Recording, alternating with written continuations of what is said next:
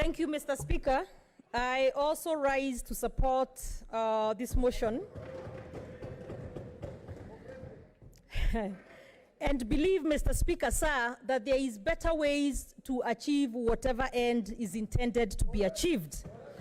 But I cannot and shall not be able to support if really it is true. Because again, Mr. Speaker, we need you maybe when we adjourn to have you come back and inform this House the status or the whereabouts of our colleagues. But injustice anywhere, Mr. Speaker, is a threat to justice everywhere.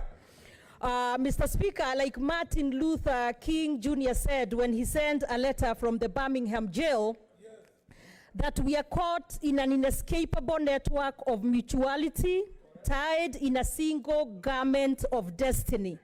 And whatever affects one directly affects all indirectly.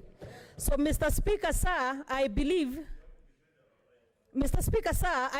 that it is important that our colleagues' whereabouts is established, so that if really they have been forcefully taken away, then that is problematic, as we cannot vote under threats or intimidation.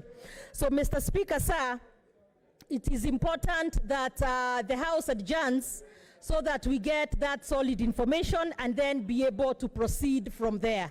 So I support the motion to adjourn. Okay, order, senators.